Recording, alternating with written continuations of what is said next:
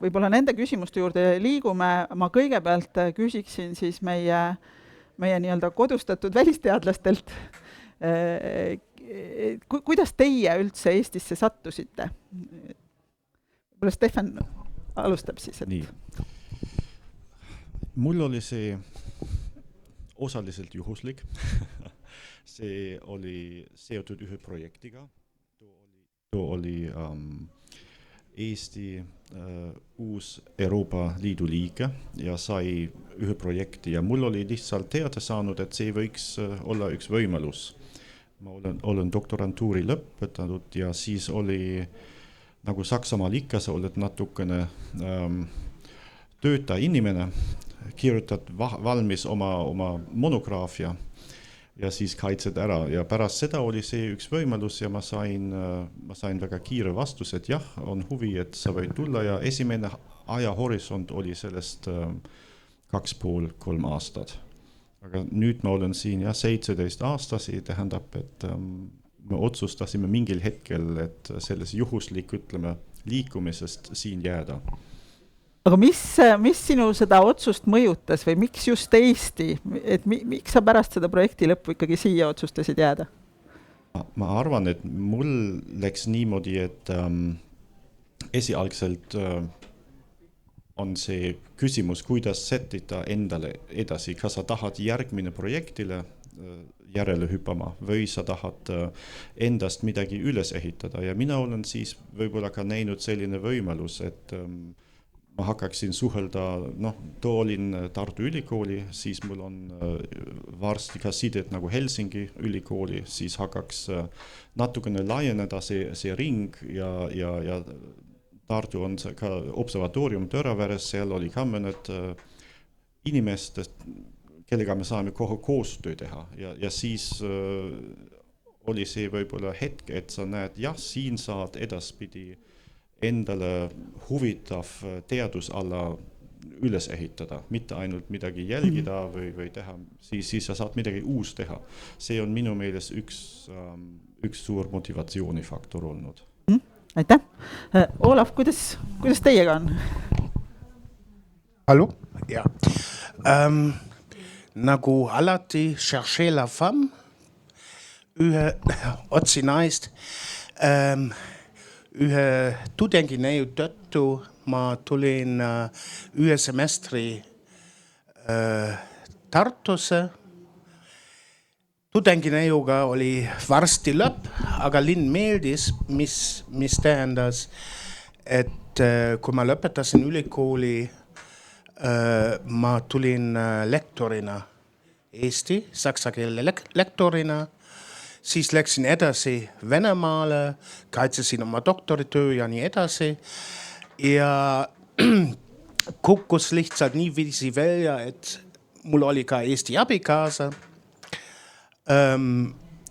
Et siis me otsustasime, et prooviks Eestis elada ja leida püsiva töökoha eelkõige Tartu Ülikooli juures ja 3 aasta jooksul ma sain dotsendi kohta ja sellega on see osa seletustest läbi. Teine osa on ka teaduslikult. Üks minu teemadest on stalinism ja Venemaa arhiivid ei ole täielikult lahti ja Baltimaades on teatud arhiivmaterjalid ja lisaks veel näiteks suur elulugude kogum ja nii edasi.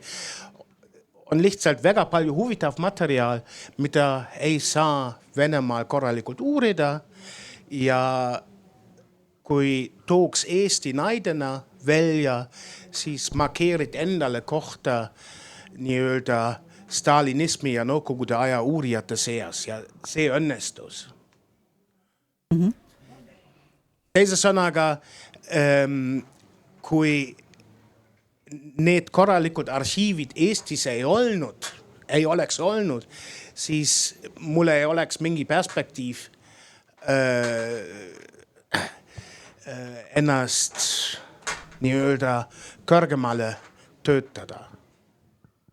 Aitäh, see ikkagi sellest peegeldub välja, et seal välisteadlaste siis Eestisse tulemisel on ühelt poolt siis nii selline sotsiaalsed põhjused, kui ka teiselt poolt ikkagi kogu see nii-öelda teadustaristu ja see, mida meil pakkuda on, et need võimalused siin oma uurimissuundi välja aretada, nagu Stefan ütles, ja tegelikult Olev, see on ju ka teie puhul see, et see teie koht seal selles stalinismi uuringutes on samamoodi on ju siin tänu sellele Eesti kesksusele just saanud välja areneda.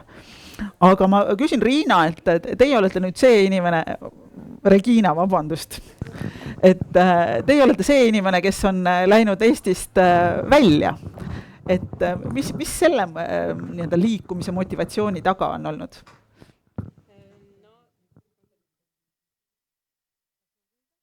Nüüd ei ole.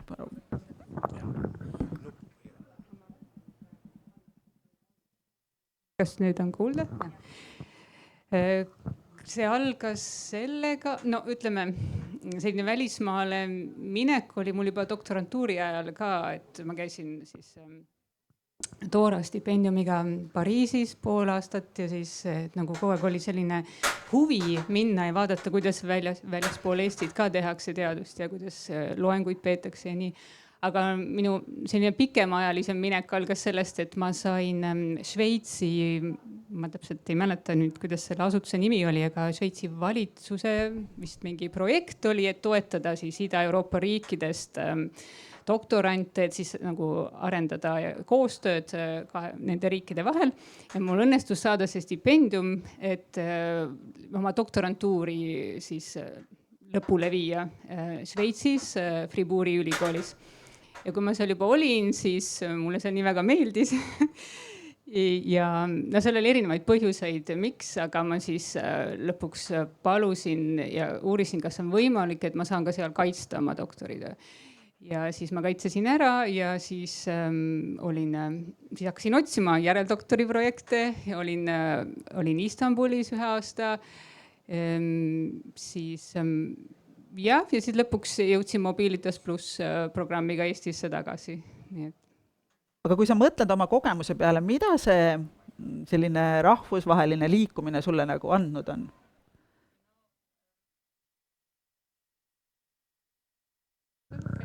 Nii. Kõige suurem, kuidas see aitab mul teadustööd teha, on just need inimesed, kellega ma kohtan ja see networking inglise keeles siis. Et need suhted, ütleme, võib-olla see sõltub ka sellest eriala või spetsiifikas või mida mina nagu uurisin, et näiteks ma saan aru, et tõesti näiteks nõukogude kunsti ja stalinismi on Eestis väga hea uurida, aga mina valisin sellise teema nagu fenomenoloogia ja Husserl.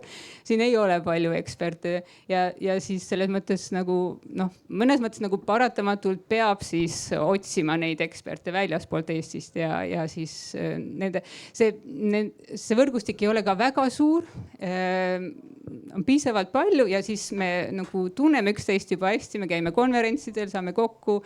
Ma võin täiesti vabalt saata mõne emaili ja küsida mingisuguse probleemi kohta, mis mul on ja ma tean, et ta kohe mulle vastab, et me juba tunneme isiklikult ja see nagu, ma arvan, et on üks väga oluline asi selle juures. Väga hea, ma nüüd pöördun Maarja sinu poole, et kui sa sellise suure ülikooli teadusprorektorina vaatad, miks meil välisteadlasi vaja on üldse? Tehnika ülikool on keskmise suurusega ülikool. No Eesti mõistes ikka päris. Miks meil välisteadlasi üldse vaja on, et see on ju igale ülikoolile küsimus, et ülikool peaks sees olema sellistes rahvusvahelistes teadusvõrgustikes, sest teadus on iseenesest rahvusvaheline, et ei ole Eesti või Rootsi teadust või Ameerika teadust selles mõttes olemas, et teadustulemused on kas on või ei ole. ja inimeste liikumine käib sinna paraku juurde, et need ideed peavad kuidagi liikuma, peavad tulema teised inimesed teistsuguste kogemustega, teistsuguste võib-olla meetoditega ja teistsuguste teadmistega ja need peaksid siin kuidagi segunema. Küsimus kindlasti Tehnikaülikoolile ja Tartu Ülikoolile ja kõikidele teistele ülikoolidele on, et kus on see tasakaalupunkt, nagu sa ütlesid, et kui meil on veerand teadlastest on praegu välismaalased, siis kui palju neid saab olla, et me saaksime siin siiski rääkida oma nagu mingisugusest teaduskogukonnast, mis on samas piisavalt avatud, et rahvusvahelistes suhetes piisavalt suurt rolli mängida. Väga hea, aga kui me vaatame teisest nurgast, mida on Eestil välisteadlastel pakkuda? Miks nad peaksid üldse siia tulema? Seda ma küsiks võib-olla laiemalt üldse nagu kõigilt, et kui te mõtlete... Võib-olla üldise märkusena ütleksin, et kui sa ütled, et veerand meie teadlastest on välisteadlased, siis Eestil on vist esiteks pakkuda see, et kas me seda tunnistame või mitte, aga me oleme juba heaoluriik. Et see välisteadlaste osakaal hakkab varsti minema sinnapoole, mida sa näed teistes Euroopa riikides näiteks. Inimesed tulevad ka siia sellepärast, et siin on raha ja siin on vahendid, et teadust teha, siin ei tapeta, keegi ei tulista tänaval. Lapsed saad kooli panna, ise lähevad, ei pea isegi viima mitte.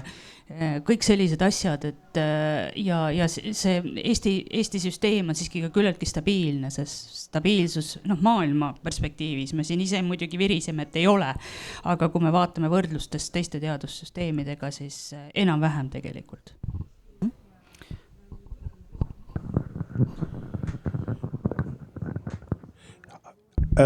Teaduse all vähemalt ajaloolaste jaoks on Eestis pakkuda tipptasemel arhiiviteenindus. Ma ei ütle, et Eesti arhiivindus, mis on oma teadusharu, oleks tipptasemel, aga need teenused arhiivides on nii hea, nii kiire ja ma olen igal pool arhiivis käinud ja nii kiiresti mugavalt kasutajasõbralikud arhiivid nagu Eestis ma ei ole iialgi näinud. Okei, aga see kehtib ainult ajaloolastele. Üks teine faktor lisaks saaks olla elukvaliteet, mis on eriti Tartus võrreldavalt kõrge. Heaolu, ütleme niiviisi, teadlaste palgatase ei ole veel konkurentsivõimeline või võib-olla Lätiga ja Moldovaga ja Ukrainaga, aga see läheb veel väga palju soovita. Aga kui ma küsin vahele kohe, et kui see palgatase on selline ikkagi Lääne-Euroopa riikidega suhteliselt nagu kehvakene võrreldes, et mis siis ikkagi on see, mis siia toob, et kas ainult see nagu infra või midagi veel? Üks väga tähtis punkt on see, et iga teadlasel on üks väga kriitiline faas pärast doktoritöö kaitsmist või pärast postdoktorantuuri. See tähendab leida mingisugune püsiva töökoha. Ja ma tean näiteks Saksa ajaloolastel on nii, et ainult 5% doktorikraadiga ajaloolast töötavad ajalooalal. Kas ülikoolides, instituudides, arhiivides. 95% on kas koolis või on täiesti mujal. Ja. Üks oli ka Saksa liidu kantsler Helmut Kohl, ajaloolane ja nii edasi. Aga selle perspektiiviga, et 1/20 või teises riigist 1/10 saab mingi koha, siis on see koht, see töökoht tähtsam kui see palgatase. Kui sa tahad edasi minna oma ärialal ja mingit muud võimalust ei ole, siis võtad hea meelega ka madala palga vastu. Ja siis me ei tohi unustada lisaks, et väga palju postdoktorandid elavad projektist projektini ja lühiajaliste lepingutega vahepeal isegi 3-kuused lepingud ja nii edasi. Ma ise olin 9 aastat aastaste lepingute peal ja see ei ole mugav. Stefan? Ma võin ka lisada, et ja, mul oli see sama, ütleme, nagu tööhetk, kui sa saad otsa oma Euroopa Liidu grandist ja nüüd tuleb küsida, kas ma lepin Eesti palgaga. Ma arvan, ja see, mis Olaf räägis, see on väga, väga oluline asi, et sa tegelikult näed enda töökoht ja võib-olla selline arenguvõimalus, mis on olemas, mida sa võid, ütleme, ka kogeneda lihtsalt, kui on, et see annab sulle see kindlus küll kuidagi saab edasi minna. Näiteks mul oli ka see, et jah, teadlase töökoht, siis kogu aeg läheb see nagu projektide järele edasi areneda ja see on see probleem, et pikemad arenguid, mida sa ütleme, tahad oma visiooniks kuidagi täita ja mille järgi sa teed midagi ja motiveerid enda, siis seda peaks nüüd kuidagi mingi 3-5 aastase raha ampsud kuidagi seal läbi teha ja see on võib-olla see nagu elu on, see on võib-olla ka üks takistus, et inimene, kes on harjunud, ütleme, teises süsteemis, kus on rohkem selline pikaajalise ajahorisondid, ütleme, kindlustatud skeemid, siis ta võib olla sellest natukene ehvatatud, et ma pean nüüd rohkem ja rohkem rabeleda, et ma saan midagi teha. Ma mõtlen ka natukene vahele, kui me räägime sellest nagu konkurentsivõimsuse palgaastest, siis on see küsimus näiteks ka, kuidas me määrame seda. Kui me vaatame, tegelikult on teadlase oma palgad paljude riikide kuskil keskmine aasta poole. See on see nominaal küll, kui ma võrdlen nüüd, ma ei tea, Helsingi kolleegiga, siis ta teenib rohkem, aga tema elutasu on ka natukene kõrgem. See on see küsimus, aga see on ka mingi osa, kus on kogu aeg arengus, et me näeme ka siin Eestis sellised aastaid, kui arenes edasi see kõik süsteemis, ütleme, rahalise võimalused, see on lihtsalt niimoodi. No kindlasti on ju palga kõrval on väga olulisel kohal ka kõik see nii-öelda avalike teenuste pool, mida Eesti suudab pakkuda, et kuidas te sellele vaatate, kas teile välisteadlasena või välismaalasena on kindlustatud või on teil olnud nii-öelda piisav ligipääs Eesti avalikele teenustele, ma ei tea, lasteaiad, saate oma lapsed, olete saanud kooli panna? Ma alustaks natukene, et siis kui meie tulime tegelikult terve pära Saksamaalt ja keegi ei ole enne Eestis mingi kokkupuudu olnud, siis oli see võib-olla natukene rohkem seiklus, et sa hakkad endale otsida sellised kohti näiteks ja me leidsime sellest mõttest oma naaber kaudu näiteks esimene lasteaeda koht.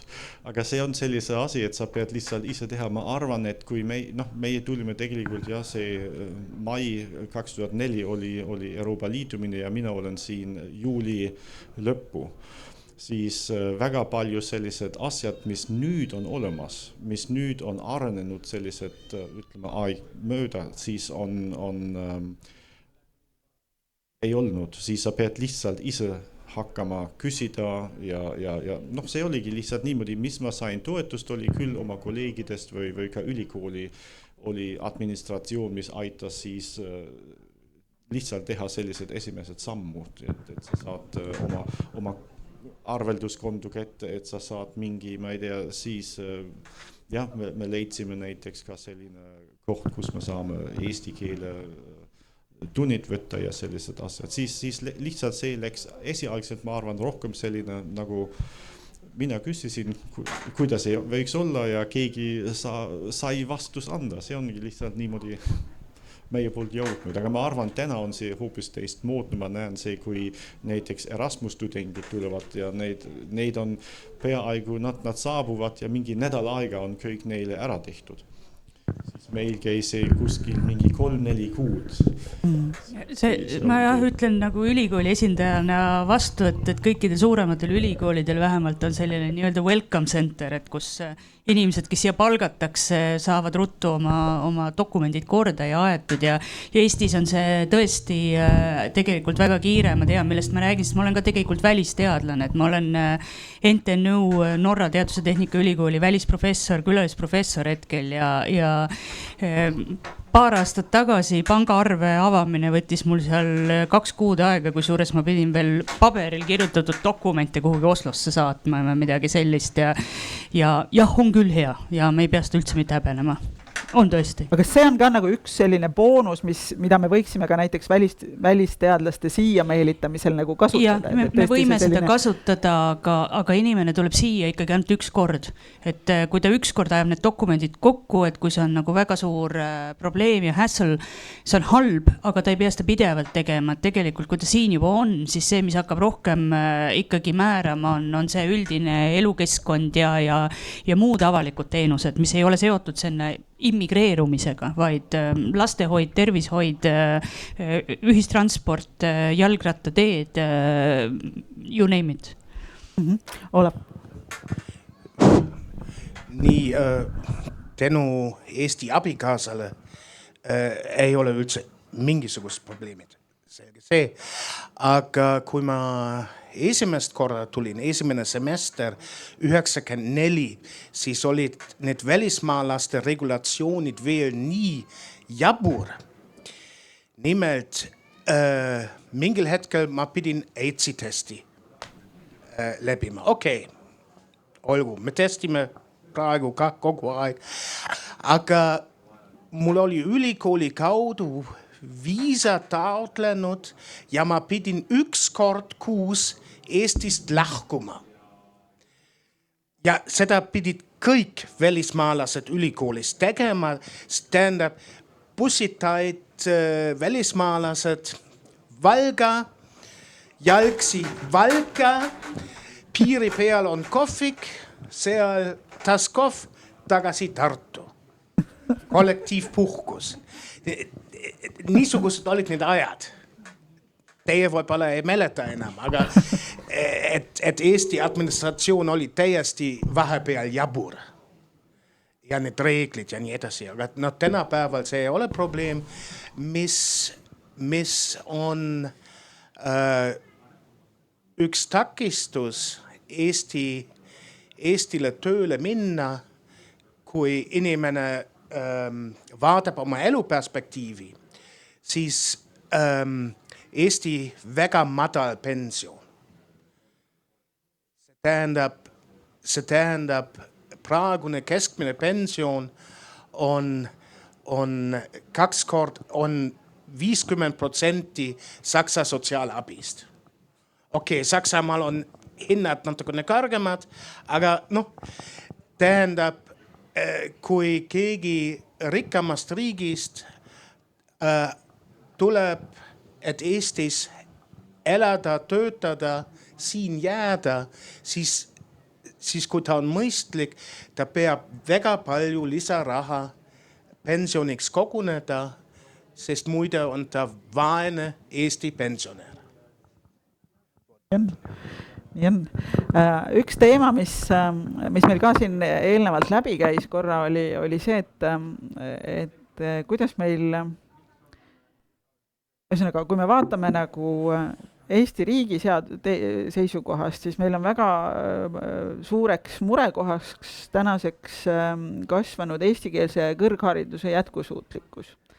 Ja loomulikult see küsimus, et kui meil on välisteadlased, kes enamasti ei räägi, meil on siin küll väga head näited, kes räägivad väga head eesti keelt, aga kes tegelikult enamasti ei räägi eesti keelt ja nende osakaal järjest kasvab, siis kuidas me sellest olukorrast saaksime üle või kuidas me saaksime nagu leida selle tasakaalu ühelt poolt selles osas, et me tõesti tahaksime sellist rahvusvahelist teadlaskonda, rahvusvahelist teaduskeskkonda ja teiselt poolt me tahame ikkagi seda oma enda eestikeelselt kõrgharidust pakkuda, et on teil äkki mingeid selliseid häid mõtteid ja ettepanekuid, et kuidas seda võiks korraldada?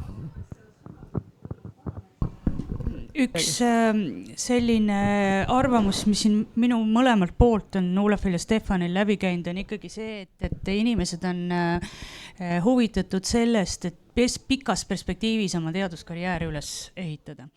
Et kui ülikool on suuteline pakkuma sellist pikka vaadet, et sa ei ole siin mitte aasta väikese lepinguga ja siis vaatame, kas sa saad veel aastaks lepingu, siis suureneb ka see motivatsioon sinna keeleõppesse panustada, eks ole, et kui sa näed endal perspektiivi saada tenuuriprofessoriks, olla tenuuriprofessor, sul on rahastus tõenäoliselt järgmiseks 10 aastaks, kui mitte midagi hullu ei juhtu, siis see investeering, mida sa teed nii keerulise keele õppimisse, see hakkab ennast siis ära tasuma. Kui sa tuled siia pooleteiseks või ka 3-4 aastaks järeldoktori grandiga ja sa tead, et pärast seda sa oled võib-olla Tšiilis või oled Hiinas või oled Hispaanias, mis on hoopis teise keelkonna keeled, et seda investeeringut teha keele selgeks õppimisse, mida sa tõenäoliselt kunagi hiljem oma elus, oma karjääri juures ei kasuta. Seda teevad inimesed, kes on keeltest lihtsalt huvitatud. Nagu mõned inimesed mängivad rugbyt ja mõned inimesed sõidavad rulluiskudega või mängivad klaverit ja sellest ei ole ka mingit kasu.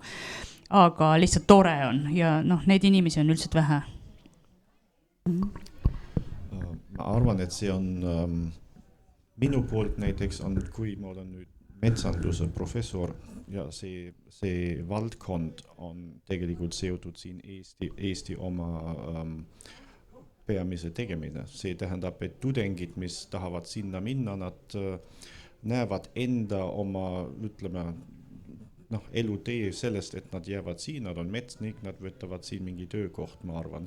Teine punkt on, enne ma olen sellest metsanduses, ütleme, rohkem tehtud, siis ma tegin pigem selline rahvusvaheline teaduse värgi, siis on lihtsalt niimoodi, et sul on suurema selline ingliskeelne seltskond ümber.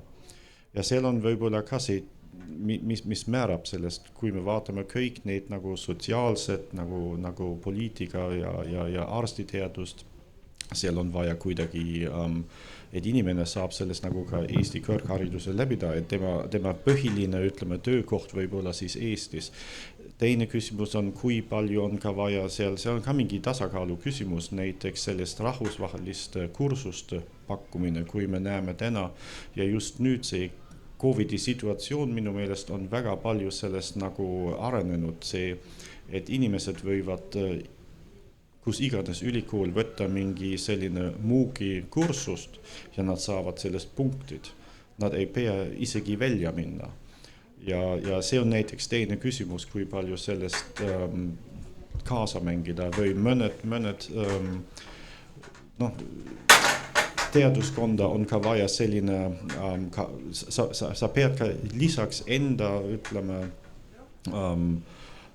keele arendust sellest, see spetsiifika, mis on sellest valdkonnast vaja, võib-olla ka areneda, et Eesti ütleme, tudeng saab aru, kuidas ta ennast räägib sellest nagu rahvusvahelisest, ütleme, platvormist. Seda on tegelikult ka see koht, mida tihti on, et ei ole nii loomulik, et ma lähen lihtsalt kuskil ja ma saan aru kõigidest, mis seal räägidi. Neil on kõik oma enda, ütleme, salasõnad ja asjad, mis tuleb aru saada.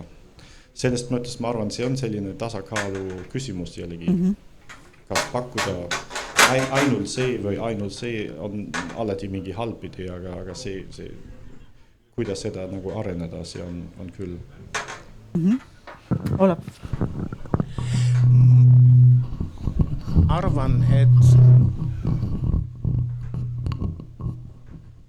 Ma arvan, et see probleem ei ole nii suur, nagu ta paistab praegu, sellepärast, et kui 1/4 teadlastest on välismaalased, aga välismaalaste osakaal korraliste õppejõudude sees on tunduvalt väiksem.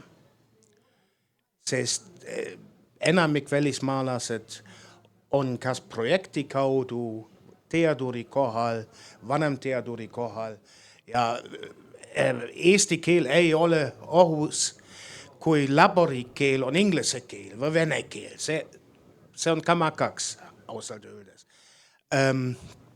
Aga et viia need välismaalased ka õppejõu kohale ja ka eestikeelse õppesse, selleks on kindlasti ka ülikoolide toetus vaja ja väga hea tasemel eesti keele võõrkeelena õppe. Ja praegu eesti keel võõrkeelena baseerub Eestis eelkõige sellest, et vene emakeele rääkijad peaksid eesti keelt omandama koolis. See on see põhisuund. Aga täiskasvanud välismaalased, kes töötavad teaduses, selle metoodikaga ja didaktikaga eriti hästi ei katta. Aga selle taga peitub ka see probleem, et eesti keel on väike. Inglise, saksa, prantsuse keele baasil on väga kõrge tasemel võõrkeele õppe võimalik ja kõik need õppevahendid on olemas, aga just eesti keele tase, vähemalt minu eesti keele kursused nii Eestis kui ka Saksamaal olid metoodika poolest väga kehv. Ja minu esimene haridus on gümnaasiumi õpetaja, et selles suhtes midagi ma mäletan veel pedagoogikast. Aitäh. Võib-olla mainin teistpidi sellist isiklikku kogemust, et mina olen doktorantidele ainepunkte selle eest, et nad Speakly'ga on keeleõppe läbinud ja mingisugusele tasemele jõudnud, et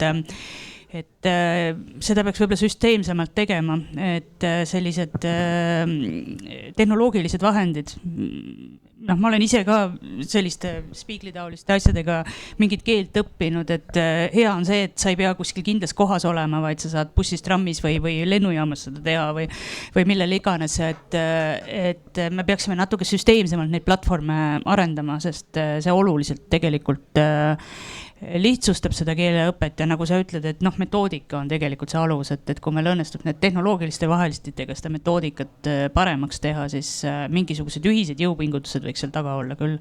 Nüüd ülikool üksinda ei jõua seda teha. Aga ma küsin korra lihtsalt siia jätkuks, et sa tõid näite nagu sellest, kuidas sa nii-öelda oma doktorantidele pakud, aga kas ülikoolis nagu keskselt on ka selline keeleõppe just nagu nii-öelda töötajatele, välistöötajatele? Nüüd meil on doktorantidele et kui nad tulevad, siis nad saavad keeleõppekursuse läbida ja peaksid läbima tegelikult, et kohustuslik see ei ole, ma teadusprorektorina ei taha üldse midagi kohustuslikuks teha, ma arvan, et see ei ole hea, et kui keegi kohustuslikult mingit keelt õpib, seda tegelikult ei õpi. Aga isegi see A1 kursus, ma ise olen palju keeli õppinud niimoodi ja erineval tasemel ja minu meelest isegi, kui sa õpid seda keelt, ütleme seal 20 või 40 tundi, see oluliselt lihtsustab su selles sihtriigis elamist tegelikult juba see, et sa käid mööda linda ja hakkad siltidest aru saama, mis siin on kirjutatud või mida kassapidaja sulle vastu võtab, et tegelikult see nagu elukvaliteedi muutus, mis sellega tekib, et müra asemel sa oled äkki nagu inforuumis, see oluliselt lihtsustab. Loomulikult, et minna seal loengusaali ja rääkida 100 tudengile eesti keeles, see on hoopis midagi muud. Aga siiski, et ma arvan, et see väike pingutus, et elementaartasemel keel selgeks õppida on tegelikult, seda ei maksa üldse alahinnata. Regina, sa tahtsid ka kommenteerida? Ma tahtsin sellele lisada juurde, et ma olen just mõelnud viimasel ajal, et kuidas saada välismaalasi rohkem Eestisse ja ma arvan, et neid võiks ka tulla rohkem. Aga et praegu see skeem nagu soosib eelkõige seda, et välismaalane taotleb siis seda projekti, mingi teadusprojekti ja siis vaatab, kas saab edasi olla. aga me võiks tegelikult ka pakkuda neid variante, et me kutsumegi lektoreid siia, näiteks ka õpetajaid, ka häid õpetajaid tegelikult on ju meil vaja. Et ma vaatan, et Eestis on nagu tendents on see, et lektori koht on välja kuulutatud ja siis seal on juba kohe tingimus sees, et peab hakkama kohe esimesest päevast õpetama eesti keeles. Noh, siis välismaalane ei saa üldse kandideeridagi. Ma vaatan näiteks Soomes, Rootsis ka lektori koht on välja kuulutatud ja seal on öeldud, et eeldatakse, et siis 2-3 aastaga või võib-olla läheb kauem, et siis õpib ära selle keele ja siis see ongi mingis mõttes sisuliselt ikkagi tenuuri koht, et ta teab, et ta saab sinna ikkagi kandideerida ja siis tema kvalifikatsiooni põhjal ta valitakse sinna, mitte selle järgi, kas ta on soomlane või oskab soome keelt. Et me võiks Eestis ka seda soosida rohkem, et niimoodi just, saame välismaalasi. Ja see annab on ju ka sellega pikema perspektiivi, millest meil oli ka ennem just juttu, et tegelikult tahaks ju seda, et ei oleks ainult projektipõhiselt see Eestisse tulemine, vaid et see kasvaks nii-öelda oma enda teadussuunaks siin välja. Väga hea. Ma küsin nüüd, Harri, te olete pikka aega vaikselt olnud, et kuidas Siseministeeriumi vaade on, et kas me peaksime oma välisteadlased suunama kõik keeleõppesse või kuidas me saaksime neid nii-öelda integreerida ühiskonda? Üldine selline rändepoliitika põhimõte on olnud, et soositakse ja lihtsustatakse nende inimeste tulekut, kes siis panustavad Eesti majanduse ja ühiskonna arendusse. Aga need protsessid on pikaajalised ja nii nagu praegu siit on välja tulnud, et üleüldine ühiskond, kuidas leida lasteaia kohta, kuidas kooli kohta, kuidas saada hakkama, et need on tegelikult hästi-hästi olulised ja ei tohiks lõppeda ära selle võib-olla nii-öelda esmase abiga, kuidas kui välisteadlane, välisüliõpilane tuleb siia Eestisse, vaid tegelikult võiks olla selline pikem, kuna võib-olla tulevikus läbi oma võrgustike need teadlased tulevad siia tagasi. Aga üks aspekt veel, mida meie näeme selles konkurentsi tingimustes ülemaailmses, et reeglina teadlased ju õpetavad, panustavad siin erinevate projektidega teadusarendusse, on oluline ka, et meie enda üliõpilased saaksid siin sellist konkurentsivõimelist haridust, et nad ei peaks minema mujale, et nad saaksid vajadusel, kui nad leiavad head projektid, võimalused muus maailmas läbi lüüa, et nad oleksid seal konkurentsivõimelised ja läbi selle panustada siis ka Eesti arengusse. Me oleme nüüd siin omavahel pikka aega juba mõtteid vahetanud, ma vahepeal küsin ka seda, et kas äkki on kuulajatel soovi küsida või ja palun.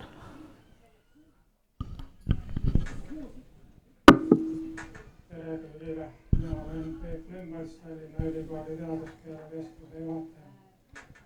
Esiteks üks väike kommentaar ja siis üks küsimus. Et ma ei ole mitte kuidagi nõus selle müüdi korrutamisega, et eesti keel on kuidagi eriliselt keeruline või raske keel. Loogutatuna ja et iga keel on omamoodi keeruline ja raske, kui seda võõramaalasena õppima hakata, aga igas keeles on oma loogiline süsteem olemas. Ja ma olen üsna kindel, et teadlastel ei ole üldse keeruline süsteemi hoomata ja sellest pinnalt õppida. Ja loomulikult, kui teadlane on laboris, teeb oma töörühmas tööd, siis ta ei vaja nii väga seda eesti keelt.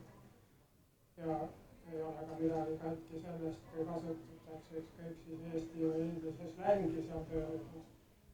Aga niipea, kui on vaja õpetada seminare, anda tõesti loengut pidada, siis on vaja osata võimalikult selget eesti keelt ja see on ka väga hea tähelepanek, et see metoodika eesti keelena, mis meil on levinud, et see ei sobi teadlaskonnale nii hästi. Ja sellepärast ongi mu esimene küsimus õieti, et kas ja kuidas te olete oma ülikoolides saanud abi eesti keele õppimisel, eesti üldkeele õppimisel, aga ka Eesti teaduskeele õppimisel. Ja ma küsin kohe teise küsimuse ka ära, et meil tuleb oktoobri algul Tallinna Ülikoolis teine rahvusvaheline mitteteaduslik konverents rahvuskeeled teaduses ja kõrghariduses, et kas see info on teile kõigile jõudnud, et ma olen siit-sealt saanud signaale, et ülikoolides millegipärast ei levi, kuigi oleme korduvalt saatnud infot. Aitäh! Aitäh, väga head küsimused. Et kes tahab vastata? Ma võin esimese küsimusele küll vastama see, no ütleme niimoodi, algselt ma ütlesin juba see, et see on, ma arvan, seal protsessid ei ole veel väga nagu paigas olnud, et see võttis lihtsalt minu poolt rohkem nagu vaeva, et ma nägin, et mina tahan seda teha, aga ma sain see info kätte. Mul on aga ka tänane näiteks Maaülikool on ka selline keelekeskus ja ta töötab tegelikult selle ja mina isiklik on ka vahepeal võetud sellest mingi kursus, kui ta on pakutud, kus ma sain endast ka mõned asjad lihtsalt paremaks õppima. Üks asi on näiteks ka just see küsimus, et kas on teaduskeele mingi, seda ma ei ole vägagi näinud see spetsiifiline. Võib-olla meie oleme liiga väikene, et me teeksime sellest niimoodi, et me rääkisime sellest, nagu seal oli lõplik mingi 3 teadlased, kes töötavad oma valdkonda ja me oleme esitatud enda valdkonda teisele. Ja selles käigus sa hakkad võib-olla mõtelda ja ka vaatada, mis on üldised terminid sellest, mis on olemas. Siis meil ei ole võib-olla see nii spetsiifiline, aga teine asi, mida ma olen kasutatud, et ma saan näiteks kirjakeel on ka üks punkt, et kui sa hakkad nüüd osaleda kõikidest asjast, kus on raportimine ja mis ikka sa pead administratsiooniga suhelda, seal tuleb ka juurde, et sul on mingi oskus vaja, et ta ei ole ainult sellest, et kõnekeele oskus, et sa saad hakkama kuskil kõrtsis mingi õlet tellida, seda tegelikult on väga kiire saavutav asi, aga pigem see on ka oluline, ma arvan. Aga see võtab võib-olla ka natukene aega, kui sa elad siin mitu aega, siis sa realiseerid, jah, mul on vaja siin natukene juurde õppima, et ma saan ennast natukene paremini. See on ka minu meelest näiteks, meil on e-maili kommunikatsioon on suht, ütleme, vabam tänane, ka ütleme ametite või sellest omavahel, kui näiteks see ametlik, ütleme, välja printitud ja kiri, mida seal saada. Seda on minu meelest ka sellised asjad, mis tulevad, ütleme, aegjärgu ja aegjärgse, et lihtsalt sa saad seda, sa näed selle nõudlus, et see nüüd on sulle ka oluline. Väga hea, Olav. Nii, mulle pakuti seda eesti keele kursust. Aga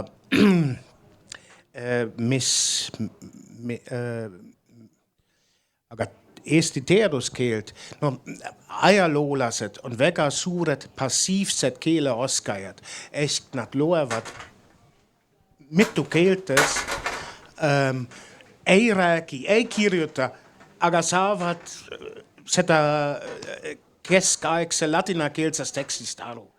Ja samamoodi ma õppisin ära oma eriala keelt. Aga see on väga ajaloo spetsiifiline. Okay. Aga kõige hullem eesti keele variant on 2. Juriidiline keel, aga veelgi hullem on minu meelest see administratiivkeel, mis on põimunud juriidikast ja see on niisugune katseliit, ma saan sellest aru, aga ma võitlen selle vastu, et ma kunagi teen mingisugune administratiivtöö, kus ma pean ise niisugune jura kokku kirjutama. Vabandust. Aga keele omandamisel on 4 erinevat omadused, kuulmine, rääkimine, kuulmine, rääkimine, kirjutamine, lugemine ka 4. Nii, ja mina ei pea eesti keeles teadusartiklit kirjutama. Ma kirjutan eelkõige inglise ja saksa keeles ja minu eestikeelsed publikatsioonid on tõlged, mida ma ise saan hästi kontrollida, korrigeerida ja seda piisab. Ja minu eesti keele tase on piisavalt, et ma nüüd 18 aastat olen juba oma loengut eelkõige eesti keeles lugenud ja mul on igasugused tagasisided olnud, aga keegi ei ole kaevanud, et ta ei oleks mind aru saanud või et see oleks nii igav või mis iganes. Ja? Ainult üksikud kommentaarid tulid ala, kui sina mingi ettekanne teed eesti keeles, ma saan paremini aru, milline tunne oli vanasti eestlastel oma kirikuõpetaja suhtes. Okei. Aitäh, Maarja. Ma sellele märkusele lisan siin juurde, et kui sina räägid eesti keelt, et siis on võib-olla isegi üliõpilasel lihtsam, et kui välismaalane räägib, et tihti eestlane oma emakeeles, kui ta ei ole väga hea professor näiteks, võib liiga kiiresti rääkida ja liiga segaselt, et see ei ole nagu üldse halb variant. Mul paar sihukest kommentaari oli veel, et esiteks see müüt, et eesti keel on raske õppida. Mina vist käisin selle välja või see oli vist võib-olla nagu minu märkuse järgi, et jah, on küll, sellepärast, et eesti keel on sellisest keelkonnast, mis ei ole eriti levinud, et kui sakslane tuleb Eestisse, siis tal on eesti keelt raskem õppida kui siis, kui sakslane läheb Norrasse. Et see esimene eduelamus Skandinaavia riigis tuleb talle väga palju lihtsamalt kätte. See ei tähenda, et me ei pea eesti keelt õppima, aga see lihtsalt on niimoodi, et esialgu tuleb nagu rohkem pingutada. Ja võib-olla siit ma ise olen unistanud nagu sellest, et me natuke ise ka oma sellist suhtumist eesti keelt võõrkeelena rääkijatesse natuke paremini kohendaks, et räägiks neile rohkem eesti keelt vastu, räägiks neile aeglaselt vastu ja et see on okei, nagu et oleks selline suhtumine, et on okei rääkida eesti keelt aktsendiga ja on okei rääkida eesti keelt grammatikavigadega, on okei rääkida mitut keelt korraga. Et ükskõik millist varianti peas, et inimene räägib ja ma ise vaatan seda situatsiooni tihti teiselt poolt, et mul ei ole mitte mingit piinlikkustunnet, ma segan kokku rootsi keele, norra keele ja räägin taanlasega. Ja mul on täitsa ükskõik ja mitte keegi ei ole naernud minu üle. Mitte keegi ei ole öelnud, et parandanud, et seda sõna me taani keeles ei kasuta või midagi. Et see suhtumine, see, et võib-olla mis tulebki sellest, et seal on nii palju eri murdeid ja see on okei, et igal inimesel on nagu veidikene oma siuke individuaalne keel ja kõik on hea nii kaua, kuni me siiski üksteisest aru saame. Ma väga igatsen, et Eestis oleks sellist suhtumist rohkem. Üks lisa veel eesti keele raskusest. Keeleõppes on ju see esimene faas, grammatika, struktuur ja nii edasi ja siis on eesti keel raske, kui sa ei ole ise ukri-mukri. Aga see teine tase, see väga kõrge tase on eesti keelega väga lihtsalt saavutada, sest eesti keel on väike, see sõnavara on väike. Kus eesti keeles on üks sõna, on suuremates keeles tihti 2 või 3 ja siis on veel erinevad keelevariandid. Austria, Šveitsi, saksa keel.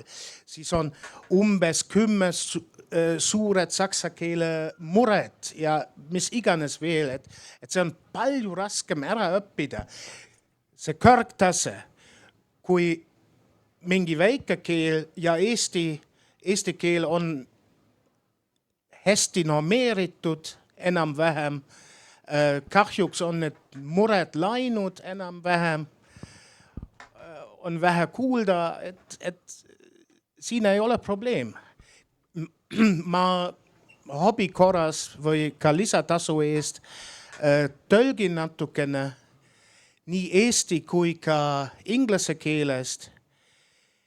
Ja kui on keeruline tekst, on ta inglise keelest tõlkida palju raskem kui eesti keelest. See on tõesti nii, sest see sõnavara on väiksem ja see teeb elu lihtsamaks. Mul tegelikult Stefani märkusest jäi kõrva natukene kriipima see või tekkis üks selline küsimus hoopistükkis, et see on tegelikult väga hea, et te tõstsite üles teema, et kuidas välisteadlased näiteks nii-öelda Eesti ühiskonda saavad nagu integreeruda just ka näiteks, ma ei tea, poliitika kujundamise vaatest, et tegelikult kui me vaatame Eesti riiki või üldse Eesti ühiskonda, siis meil on sellised hästi palju selliseid mitteformaalseid võrgustikke, mis omavahel sellisel on ju sellisel niti-kriti moel on ju suhtlevad, võetakse on ju hästi lühikesed sellised võimu nagu struktuurid on. Et kuidas te selles kontekstis nagu toimetate, et see tegelikult ikkagi eeldab seda, et sa oled nii-öelda selles väga sügavalt ikkagi integreerunud ühiskonda, et sa tunned inimesi, sa tead, kellega ühendust võtta, sa tead, et kui ta sulle kirjutab, on ju formaalse kirja, et siis see, mida ta tegelikult mõtleb, ei ole üldse see, mida ta sinna kirja on pannud. Et kuidas see teile igapäevaselt nagu teie töös vastu peegeldub? No, ma mõtlen, et minu poolt oli see väga tihe ütleme kokkupuude sellest, et meil on idee, me hakkame teha sellest lobitöö, see on loomulik, et sa hakkad kuidagi reklaamida, mida sa tahad teha ja see läheb ka näiteks ministeeriumite vastu või sellised asjad ja meile näiteks õnnestus enne selle masti, mida me oleme ehitatud oma möödamasti seal oli mingi aasta enne lihtsalt jõudnud peaministriga kohtuda, sellest rääkida ja see ongi selline koht, mis näiteks Eestis on võib-olla väga lihtne, et siin on selline madal struktuur, sul ei ole selline, ma ei tea, mingi lisakihid, mille peale sa võid läbi kaivada, et sa saad kuskil õigele inimesele ütlema asjad ära rääkida. See on võib-olla see punkt ja ma arvan, et see on ka üks motivatsioon, kui me mõtleme sellest nagu lõimumisest ja ühiskonna siseminek on minu meelest see, et sa tahad midagi saavutada ja siis lihtsalt proovid ennast välja rääkida ja kommunikatsiooni kaudu teha, et kas ma saan sellest õige inimene kätte, kas ma saan temaga rääkida ja see on minu meelest ka see punkt, kui sa hakkad oma enda võrgustik, siin kohalik võrgustik luua ja siis mingil hetkel sa tead, et vot see inimene ma võin telefoni teel kohe ära küsida, et kas see võiks klappima jah või ei ja sellised asjad on, ma arvan, see on loomulik, aga see on suuremad riigid on see keerulisem, et sul on väga palju kihid ja see võib-olla ongi see punkt. Kuidas ei teha. Mina olen alati õnnestunud, võib-olla mõned mõtlevad, et see on see crazy sakslane, kes lihtsalt hakkab kohe keegi kõrgema tase peale hüppama ja öelda, et kuule, mul on selline idee, mida sa mõtled sellest. See võib ka juhtuda, aga võib-olla see on ka sellest mõttest klapib, et sa saad kohe mingi vastus. See on, Olav. Mul on tekkinud tuttavate ringkond ja sõpruste ringkond juba Eestis juba esimest korda 27 aastat tagasi. Ja mõned neist on kuskil ministeeriumis kantsleri saanud ja väike ärimees või mis iganes või sattunud skandaali. Ja aja jooksul olen oma nii äriala võrgustik ja sõpruste võrgustik ja nii edasi üles ehitatud. Ja siis on Eestis veel üks imeline asi, et ajaloolased on nii poliitikas kui ka riigi ministeeriumites ja nii edasi niivõrd ülerepresenteeritud. Vahepeal 3 ajalooministrit ja nii ajaloolastest ministrit ja nii edasi, et mul on alati kuskil tuttavad nii Riigikogus kui ka ministeeriumites. Ja mõned on mu endised tudengid ja ma olen isegi süüdi, et endine Eesti luurekoordinaator ei saanud cum laude lõpetada, sest minu aines ta sai ainult C. Ja, mis siis? Me tunneme teist juba 20 aastat ja ta käis vist isegi minu pulmas. Ja, mis siis? Nii et teile selline mitteformaalne suhtlus kuidagi takistuseks ei ole siin olnud, et te olete saanud edukalt hakkama selle võrgustikuga, nagu ma aru saan? Ja, kindlasti. Aga ma arvan, et see on võib-olla ka see, kui palju inimest on olemas. Kui see kasvab võib-olla lihtsalt see mitteformaalne, võib-olla see lihtsalt on ka isiklik, et mõned inimesed nad suudavad, teised inimesed lihtsalt ei suuda sellest teha. See on. Maarja, sa tahtsid ka kommenteerida seda teemat? Need võrgustikud tegelikult töötavad kahtepidi, et täpselt samamoodi nagu sellel välisprofessoril on vaja siin meie kohalikke võrgustikku, on meil vaja tegelikult selle välisprofessori võrgustikku. Milleks me siia tegelikult inimesi palkame, on mitte ainult see, et nad tulevad siin õpetavad või nad kirjutavad siin publikatsioone, aga see nende rahvusvaheline võrgustik, millega nad ühendatud, see on tegelikult tõeline kapital. Sellega hakkavad siia edaspidi tulema head inimesed, sellega hakkab siia raha tulema, sellega hakkavad sinna teadmised tulema. Et me peame seda nagu vaatama mõlemad poolset, et mõlemad pooled kasu saavad sellest. Ja nii oma isiklikust kogemusest kui organisatsiooni kogemusest ma vaatan, et tegelikult hästi töötab selline skeem, kus välisprofessorid ja kohalikud teadlased töötavad tandemina. Et nad siis nagu üksteist nagu ühendavad nende kahe kogukonnaga ära ja see on nagu organisatsiooni ülesehitamise küsimus ja organisatsiooni kultuuri küsimus, et mis siis juhid, mina näiteks või keegi teine saavad teha, et teadlikult selliseid tandemeid luua, kus välisprofessor tuuakse sisse ja ühendatakse kohaliku inimese kaudu selle kohaliku kogukonnaga ära nii ülikooliga, nii riigiga, teadusasutustega, teistega, riigiametitega ja kõigega. Ma arvan, et see on nagu väga hea nagu näide sellest, et tegelikult ju läbi selle saaks ka nagu lahendada seda sama eestikeelse õppe küsimusi, et need samad tandemid võiksid ka nagu toimida ka selliselt, et sul on rahvusvaheline teadlane, kelle kõrval võib-olla on lektor, kes... Täpselt, mina loen eesti keeles loenguid, aga minu doktorandid, kes kontrollivad kodutöösid ja juhendavad tudengeid, teevad seda inglise keeles.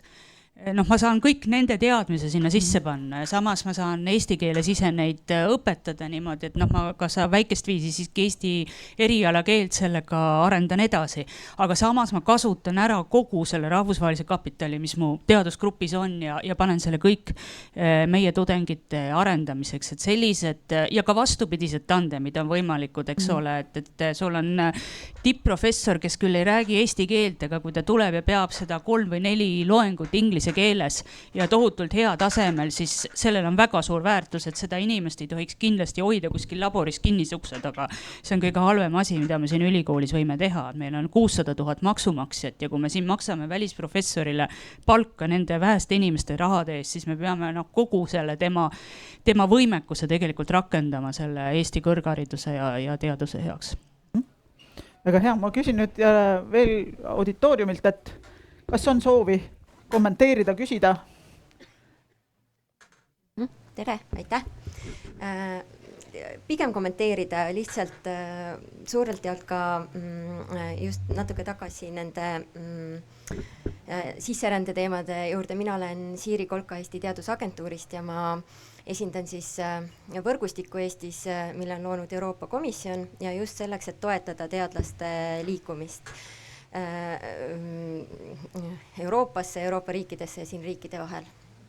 Ja meil on siin paneelis täna sellised toredad teadlased, mõnda tunnen, et kes on siin juba ka pikalt olnud ja tõesti räägivad kenasti eesti keelt.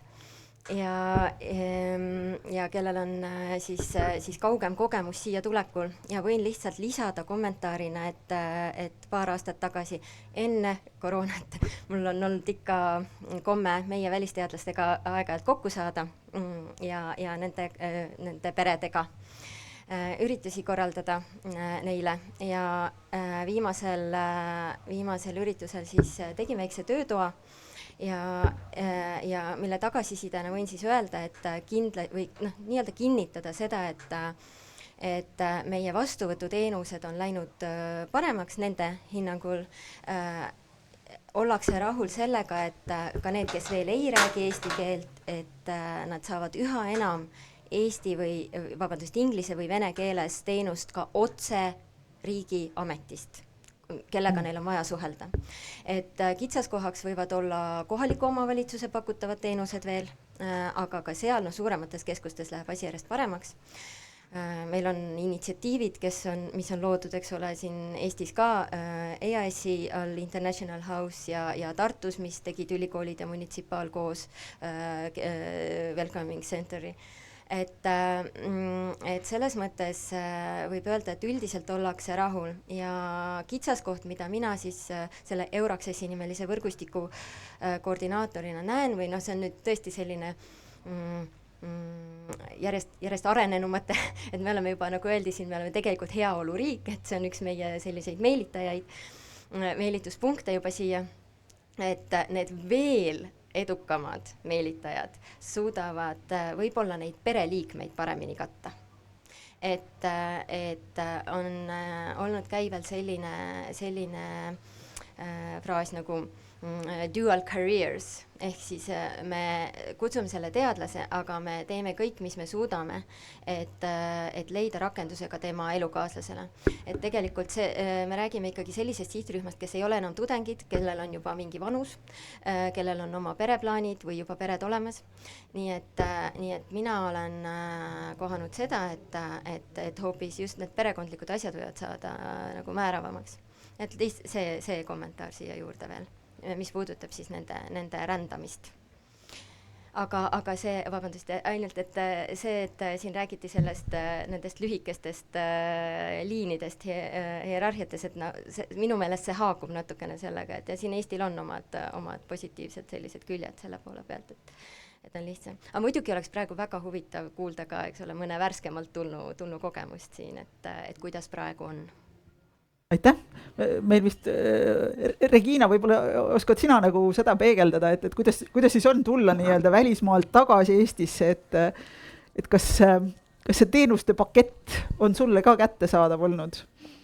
Ma lihtsalt võib-olla ka kommenteerin, et ka meil on tegelikult ministeeriumisse jõudnud ka nagu neid küsimusi, et on ju, et ma ei tea, lasteaia kohtasid ei ole või et ei saa sinna kooli, kuhu sa tahad oma last panna, et kuidas see...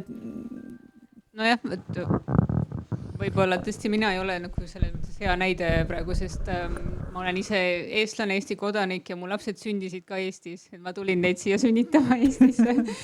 Ja et see kõik nende dokumentide ajamine oli väga kiire ja lihtne ja lasteaia koha saamine. Et selles osas ei ole üldse mingid probleemi nagu olnud. Nii et neid muresid, mida Olav siin välja tõi, et on vaja vahepeal Valka reisida, et neid meil täna enam ei ole. Nii, vahepeal vist hakkas vaikselt vihma sabistama, et ma kutsun ka üles, et siin ees on kotttoole, mis on katuse all või et võite ka oma pinkidega tulla siiapoole, et selle vihma eest peitu. Aga meie läheksime siis edasi veel, et tegelikult me ei ole rääkinud, kui ma alguses lubasin, et arutaks natukene ka selle üle, et kui palju välisteadlasi siis Eestisse ikkagi vaja oleks või mis see tasakaalupunkt on, mis meie ühelt poolt siis tagaks sellise Eesti teadusruumi jätkusuutlikkuse ja teiselt poolt siis ikkagi pakuks seda rahvusvahelist dimensiooni ja ma tegelikult otsisin ka mõned numbrid välja ja need numbrid on üsna selles mõttes nagu üllatavad, et kui me vaatame seda, et kust meile peamiselt välisteadlasi täna tulevad, siis kui 10 aastat tagasi oli see pilt üsna ootuspärane, et meil olid seal tippriikide hulgas meie naaberriigid, Soome, Rootsi, Venemaa, siis täna on nende nii-öelda tavaliste nii-öelda usual suspectide kõrvale tõusnud näiteks India. Palju on inimesi näiteks tulnud Valgevenest, mis mõneti on võib-olla ka arusaadav. Aga ma küsiks võib-olla teilt seda, et kuidas teile tundub, et kas me oleme mingil määral ohustatud siis sellisest nii-öelda immigratsioonipumbast ka välisteadlaste puhul või et kas see nii-öelda välisteadlaste siia tulemine, kui Maarja siin ennem ütles, et me oleme juba heaoluriik ja meie selline palgatase, mis võib-olla Lääne-Euroopa mõttes on täna kehvakene, siis sinna ütleme Aasia või ida suunas vaadates on vägagi atraktiivne, et kuidas me sellesse teemasse peaksime suhtuma, kas me peaksime neid pigem tõrjuma või tegelikult häid inimesi on alati vaja? No, ma võin siin jälle siukese organisatsiooni vaate anda, et võib-olla me ei peakski niimoodi küsima, et kui palju meil teadlasi on vaja, välisteadlasi, et tegelikult millele me tahame ülikoolina rõhku panna on ikkagi nende inimeste kvaliteet. Et kes need inimesed siia on, kes tulevad ja mida nad suudavad siin anda, et siin on just kaks asja. Esiteks, mitte keegi peale ülikooli enda ei saa vastutada selle eest, et see selektsioonimehhanism on väga tõsine ja me võtame siia inimesed, kes on tõesti head. Seda esiteks ja teiseks, kui me oleme nad siia võtnud, siis see on hästi palju siiski organisatsioonis kinni, et kuidas me seda tema teadmist ja oskusi maksimaalselt suudame ära kasutada, et ta annaks siin tõesti seda lisaväärtust. Kui ma võtan siia Indiast professori, kes töötab välisgrantide pealt, toob mujalt raha sisse ja siis toob endale India doktorandid, kellega ta neid publikatsioone teeb. Eesti keelt ära ei õpi, Eesti tudengeid ei juhenda ja ei õpeta, siis tegelikult kasu meil konkreetselt siin Eesti jaoks on suhteliselt väike, et me selliseid skeeme tegelikult peaksime vältima ja siin ei ole kellegi teise peale vaadata kui ülikoolide endi peale, et need organisatsioonid peavad lihtsalt niimoodi toimima ja hakkama või toimima. Stefan?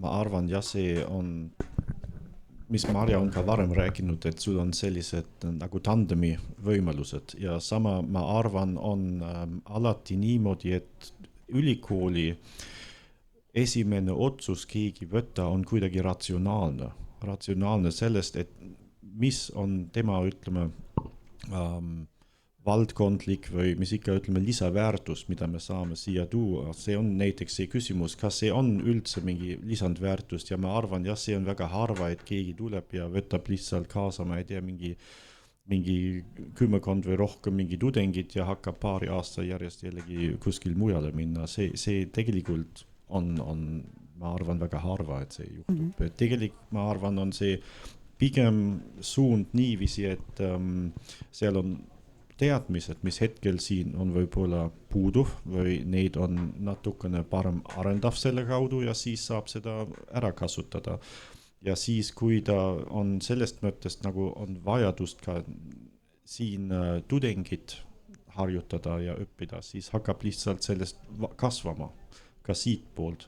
Ja see on minu meelest see kuidas ei käib, aga hetkel on Tartu Toomemäel peale on seal see näitus ja see on ilus, et sa saad seal mingi, ma ei tea, me ei ole kõik neid ära loetud, kui palju on, aga üle 10 neid on, kus on lihtsalt nägu ja nimi ja kus ta on tegelikult pärit, Šveitsist, Rootsist, ma ei tea, Saksamaalt.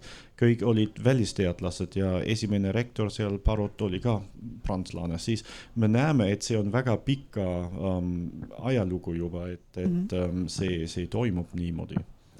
Ja ma arvan, et see nagu, see oht, et see hakkab nagu täitsa selline nagu pagulaspumma töötama, on sellest mõttes just sellest ratsionaalsest otsusest, kuidas me tahame selline inimene siia, ütleme, paigaldada, võiks nii räägida, siis on see maru väike, ütleme. See ei ole nii, et seal suvalist inimene tuleb ja hakkab nüüd öelda, et nüüd ma olen siin. See ei juhtu minu meelest, see on väga normaalne see.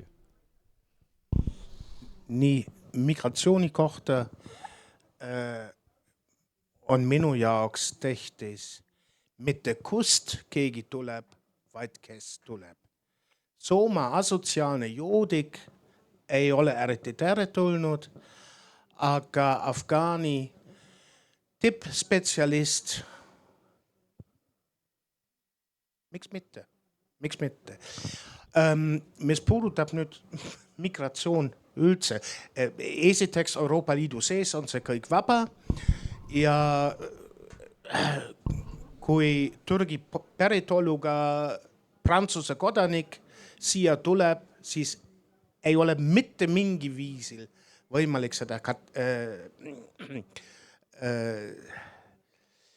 takistada. See selleks, aga need teadlaste arvud, ka välisteadlaste arvud on veel väike võrreldes näiteks välistudengite arvuga.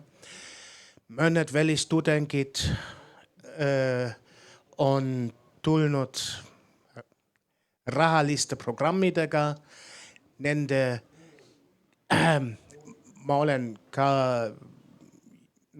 umbes 15 aastat juba ka need välistudengid õpetanud ja mõned on nii kehva tasemel, aga siiski suutsid Eestis jääda. See välistudengite küsimus on palju kriitilisem kui see teadlaste küsimus, sest need saab välja korjata, need, kes on laisad, kes ei viitsi, kes on kehva kvaliteediga. Ja tegelikult kõige suurem migratsioonipumpa Eestis on ju see tööjõuvajadus ja Eesti tööandjad tahavad võimalikult palju ukrainlasi, valgevenelasi ja nii edasi sisse. Aga see on Eesti valitsuse ja Eesti valijate otsus. Ja nende kõrval on need teadlased väga väike probleem minu meelest.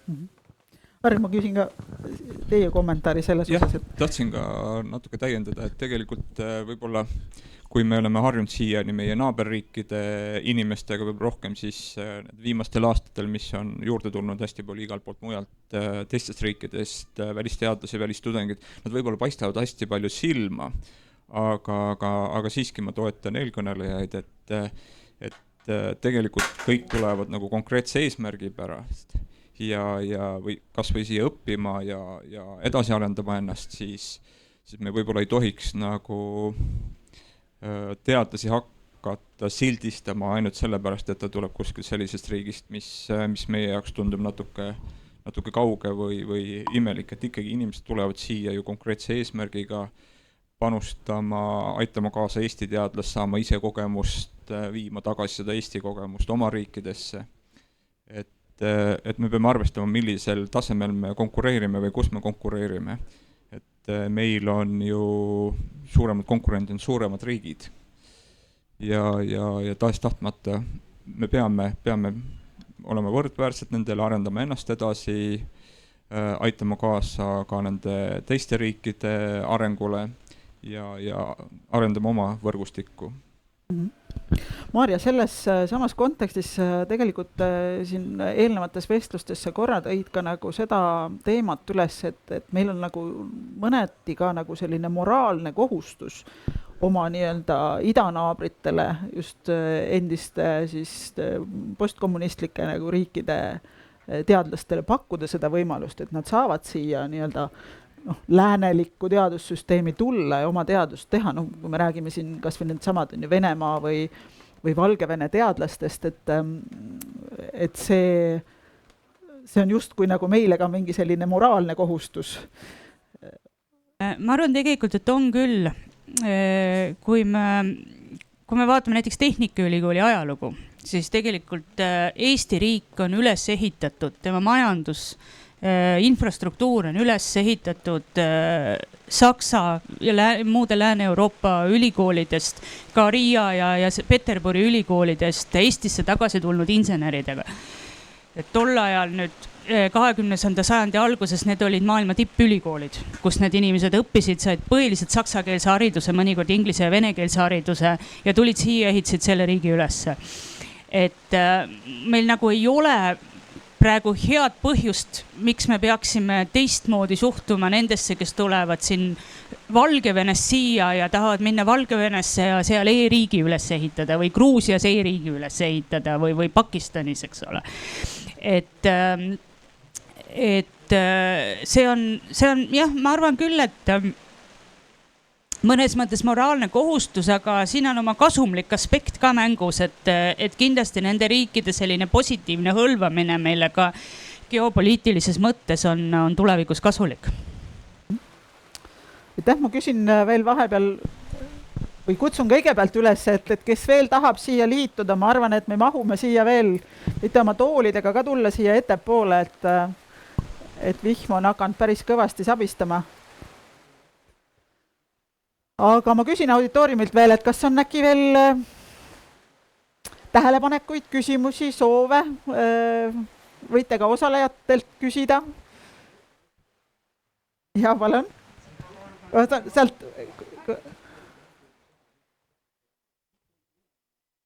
Ma kordaks oma teist küsimust, see vist läks meelest ära. Ma loodan, et ei olnud tahtlik vaikimine.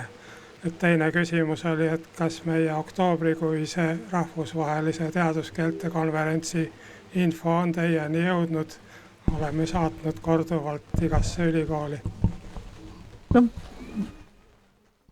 ma ei tea, kas tundub, et kõigil on üsna segaduses näod, et tõenäoliselt siis vist ei ole jõudnud. Minuni ei ole jõudnud, aga samas ma tulin välikatsetelt, kus ma olin kuu aega, et kui see on vahepeal Tehnikaülikooli jõudnud, siis ma lihtsalt ei tea seda. Aga siin võib-olla on ka hea koht, kus saab Eesti Teadusagentuuri võrgustik ära kasutada ja seda infot selle kaudu levitada, et nagu loodame siis, et huvilistele ikkagi jõuab kohale, aga on veel küsimusi? Ja, palun. Jah, tere. Võib-olla teen ühe niisuguse tähelepaneku. Ma just praegu rääkisite siin, oli teemaks moraalne kohustus meie idanaabrite ees. Ja tõepoolest, miks mitte? Aga nüüd, mis ma sellega seoses tähele panin, eestlastele heidetakse üsna palju ette, et nad on nagu võõrvaenulikud. Neile ei meeldi siin aafriklased, ei meeldi meile araabia päritoluga inimesed ja nii edasi. Jah, tõepoolest, ja isegi Euroopa Liit heidab meile ette siukseid asju, et miks te siin ikka teete nii ja miks te teete naa nendega. Aga vaadake, suurtel Lääne-Euroopa riikidel, võtame siia juurde kõigepealt Prantsusmaa, Inglismaa, ka Saksamaa, neil peaks olema väga suur, ülisuur moraalne kohustus just nende riikide, mida ma nimetasin, kes okupeerisid Pakistani, India, Bangladeshi, kes okupeerisid Aafrika riigid, no Prantsusmaa oli hästi tragi ja tubli selles osas, ka Belgia, Holland. Ja miks heita nüüd eestlastele ette, et te nagu ei taha neid ja te käitute nendega liiga halvasti. Näidake eeskuju, see on nende riikide probleem kõigepealt. Ja võtke omaks ja korraldage see elu hästi ära. Meil on ka pisikesed mured ja muidugi võiksime me oma naabrite teadlasi siia võtta ja need natuke aidata ja edutada, kui vähegi võimalik. Aga Lääne-Euroopa on selles minu arvates väga suur võlglane, et selline disproportsionaalsed nähtused on praegu Euroopa ühiskonnas. Aitäh, kas keegi tahab sellele kommentaarile vastata? Tundub, et vist mitte. Ma võib-olla ise lihtsalt ka kommenteerin, et tegelikult just siin juunikuus avaldatud Euroopa innovatsiooni raport selle raporti valguses tegelikult Eestis välisteadlaste ja välistudengite osakaal jääb Euroopa keskmisele väga tugevalt ikkagi alla, et kui me räägime sellistest edukatest innovatsiooniriikidest, siis seal see rahvusvahelistumise tase nii välistudengite kui ka välismaiste või siis välismaise päritoluga teadlaste ja õppejõudude osas on oluliselt veel kõrgem. Et see oli ka meile nagu suureks üllatuseks, sest meile nagu mõnes mõttes ministeeriumi poole pealt nagu tundub, et et mingisugune selline nagu küllastumise määr võiks olla nagu juba saavutatud, et väga palju ja väga suurt nii-öelda kasvu enam ei näe. Aga tõepoolest, kui me võrdleme näiteks ennast Hollandi või Belgia või isegi ka Skandinaavia riikidega, siis selles valguses jääb ikkagi meie nii-öelda välisteadlaste ja välistudengite osa ikkagi veel suhteliselt tagasihoidlikuks. Aga meie aeg hakkab vaikselt ümber saama, et ma teeksin ühe ringi veel siin kokkuvõtva ringi ja nii-öelda kasutades juhust, et teil istub siin moderaatorina laua taga teaduspoliitika osakonna juhataja, siis ma küsin teilt tegelikult praegu sellist ühte soovitust, et mida peaks riik tegema selleks, et me saaksime siia kõige paremaid välisteadlasi. Kes tahab alustada? Teadus peaks olema paremini rahastatud. On väga lihtne. Minu abikaasa töötab majanduses ja on ainult magistrikraadiga, aga saab professori palka.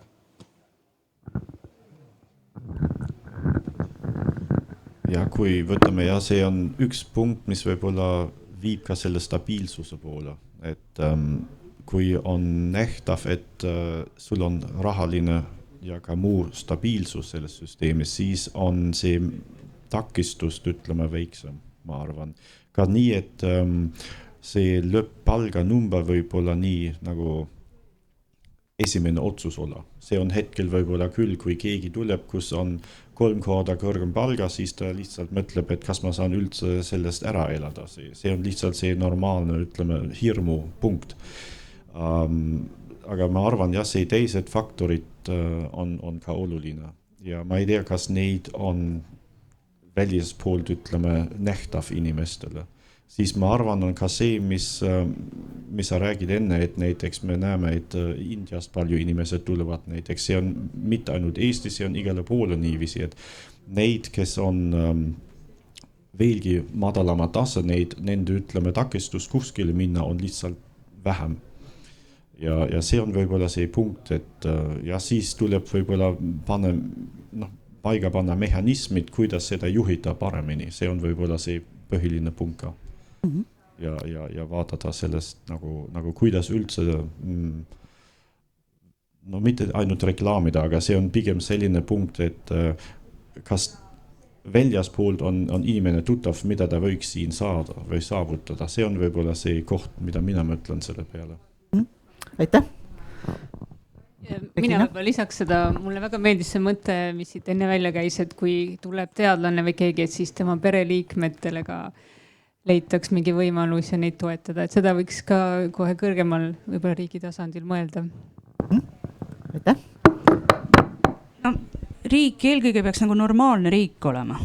See on nagu riigi ülesanne, et siin tugiteenused toimiksid, ühiskond oleks stabiilne, poliitiline eliit oleks selline mõistlik, et oma väljaütlemistega ta ei peletaksid inimesi eemale ja ei jätaks sellistest riigist nagu totakat muljet.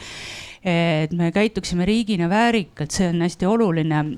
Kõrged palgad, jah, samas väga raske on saada Euroopa teadlast Saudi Araabiasse väga kõrge palga peale inimene, kes on demokraatlikus riigis harjunud elama, ei võta oma pereliikmeid sinna kaasa ja ei lähe sinna 5 aastaks. Et need motivaatorid on tihti ka teistsugused natukene. Ja kui midagi konkreetset soovida, siis mida riik võiks teha, keeleõppe, nagu ma just mainisin, et tehnoloogilised vahendid, millega keeleõpet nagu tõesti võimendada niimoodi, et seda on võimalik keelt on õppida igal ajal võimalik, igas kohas õppida juba siis, kui sa Eestisse veel ei ole tulnud, et sa saaksid juba valmistada, et sa saaksid oma mingisuguse selle tausta Eestist kergesti kätte. Siin võiks teha hästi suure pingutuse, see on minu meelest väga õige märkus, et keeleõppe puhul me siin ainult fokusseerime, kuidas me venekeelsetes koolides eesti keelt õpetame ja see fookus peaks praegu juba olema teises kohas minu jaoks. Aitäh! Võib-olla võimendan ikkagi seda mõtet ka, et Riit, sul on väärikas meil on inimesed, keda me oleme ise siia kutsunud ja võib-olla peaks käituma samamoodi, nagu meie ise eeldame, kui me oleme ise välisriigis ja käitume, et millist muljet me tahame jätta oma külalistele. Ja teine, millest enne juba natuke mainisin, et tegelikult peaks integreerumis- või lõimumisprotsess olema pikaajalisem. Nagu juba öeldi, et see kohanemisega see ei lõppe ära, vaid see on ikkagi 3-4 aastat, võib-olla hiljem veel. Sellepärast, et me tahame võib-olla seda inimest tagasi, võib-olla ta tuleb millalgi meile tagasi läbi erinevate projektide ja siis on juba palju lihtsam kõigil. Aitäh! Ma võin lubada, et enamik nendest lubadustest saab täidetud. Rahastamise küsimus ei ole niivõrd meie pädevuses, aga ma tuletan lihtsalt ka meelde ühe Eesti tipppersonalijuhi sõnu, kes alati tuletab meelde, et nii-öelda töötingimustes või nii-öelda selle töö valiku küsimuse või see, kuhu sa tööle asud, seda mõjutavad 3 peamist tegurit. Need on sinu kolleegid, sinu töökeskkond ja palk. Ja nendest 3-st 2 peab olema täidetud. Ja ma arvan, et Eesti puhul võib-olla see 2, see töökeskkonna ja kolleegide pool on kindlasti asi, mis võiks meil nagu hästi olla. Ja püüame selle palga poole pealt siis ka liigutada siis 1% SKP raames sinna stabiilse raha peale ka rohkem ressursse. Aga aitäh teile kõigile kaasa mõtlemast, arutlemast ja kohtumiseni siis järgmisel korral.